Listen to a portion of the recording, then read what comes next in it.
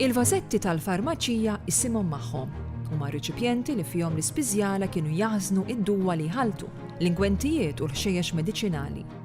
Jeżistu riċipjenti magħmula minn materjali differenti, fosthom il-fuħħar, il-ħġieġ u l-metall.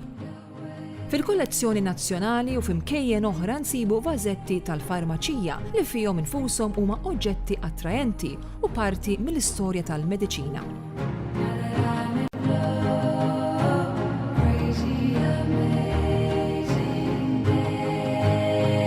Waslu għandna mill-wirt li ħallew warahom il-Kavallieri ta' San Ġwan.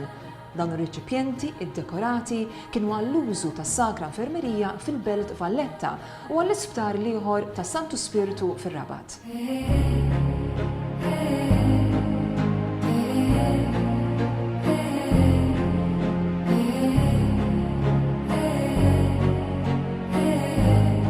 Għalkemm f'Malta kienu jeżistu qabel, il-vażetti farmaceutiċi li waslu għandna huma tas-seklu 17 u 18. Huma Majolika, jiġifieri magħmula minn għamla ta' fuħħar bi żmaldi rqaq u b'diżinji tal-wien brillanti l-aktar fl-ikħal, aħdar u isfar. Il-kollezzjoni tal-Majolika hija produzzjoni ta' sqallija, ħafna minnha ġewwa Caltagirone. Wieħed mill-aktar eżempji antiki li għandna f'din il-kollezzjoni jmur lura għall-bidu tas-seklu 16 fejn għandna wkoll id-data fuqu u minħadmu, però mbagħad mis-seklu 16 il-quddiem hemm biex ngħidlek varjetà anke fl-għamla u l-forma tagħhom. L-istudju tiegħu Dr. Paul Kassar, espert fl-istorja tal-mediċina lokali, jidentifika 7 kwalitajiet ta' riċipjenti ta' daqs u għamla differenti. L-albarello kien il-vażett ċilindriku bi ġnub imdaħla l-ġewwa. L-orċjo kien il-bomblu imdaqqas għall-ilma. Kien hemm riċipjent biż-żennuna għall-ħażna tal-ġuleb u l-vażo sferiku li fih jinżammu ħxejjex u eruq mediċinali. Kien hemm ukoll il-vażo a bottilja għall-ħażna ta' likwidi. Il-vażett tont bi ġnub dritti u ħalq miftuħ li fih jinżabu ingwentijiet aromatiċi u purganti. Kif ukoll ir-riċipjent f'għamla ta' kokka li ma nafux sewwa sew l-użu tiegħu. L-ornat fuq dawn il-vażetti jixed bottegi b'dekoraturi ta' ħila.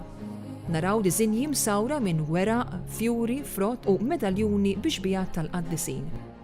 Uħud għandhom l-emblemi tradizzjonali tal-farmaċija bħas-serb imdawwar mat-zokk tal-palma, waqt li oħrajn iġibu fuqhom l-arma tal-Grammastru li kien fis-seta.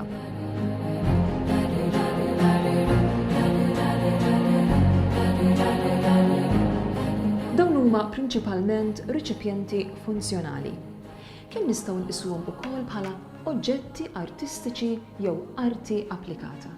Kien hemm żmien fis-seklu 19 fejn dawn kienu wkoll ġew trasferiti lejn l-armerija. U hemmhekk hemm sinifikat interessanti ħafna għaliex fis-seklu 19 l-Ordni ta' San Ġwan ma jibqax biss jiġi meqjus bħala prevalentement militari. Ovvjament l-Ingliżi kienu interessati li jkun hemm dal-element ta' kontinwità mejn dak li kien jagħmel l-Ordni ta' San Ġwan fejn jidħol difiża tal-Gżira u x'kienu qed jagħmlu llum f'dawk iż-żminijiet biex ngħidu hekk bħala bażi militari minn Malta, element ta' kontinwità li jidher mhux biss f'dan il-każ għaliex dawn il-kontenituri jiġu trasferiti lejn l-armerija, imma enfasi fejn jidħol ukoll l-aspett mediku.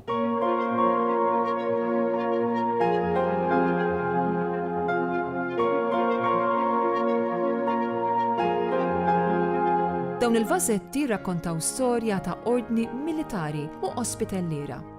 Ordni li kellha l-isptar u l-iskola medika tagħha mhux biss għax kienet tippromuovi l-edukazzjoni, iżda minħabba eżiġenzi militari tagħha.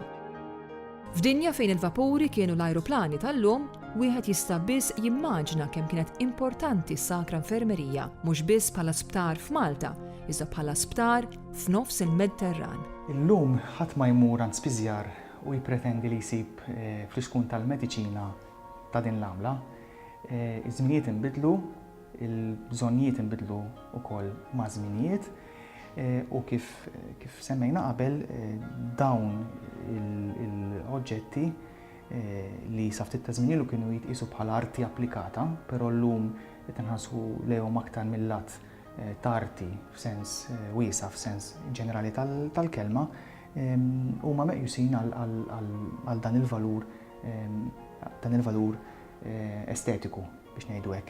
Ovvjament l-għamla hija dettata mill-funzjon fuq l-xkafe probabbli kienu jkollhom dera verament effettiva u kkulurita kważi l-kulur qiegħed hemm biex jikkumpensa għad-dwejjaq tal-mart u tal-bżonn mediku li kien ikollu il-pazjent. Xi ħaġa li titfa' ftit kulur f'ambjent fejn id-dwejjaq kien ħafna aktar prevalenti.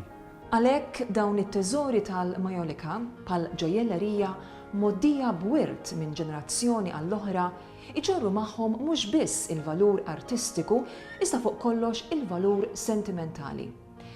Huwa tassew sentimentali għal Malta tagħna li tiftaħar bi-sptar tas-seklu 14, l-aħjar sptar Ewropew fi żmien l-ordni. L-akbar sala fl-Ewropa tas-seklu 18 u waħda mill-eqdem skejjel mediċi fid-dinja.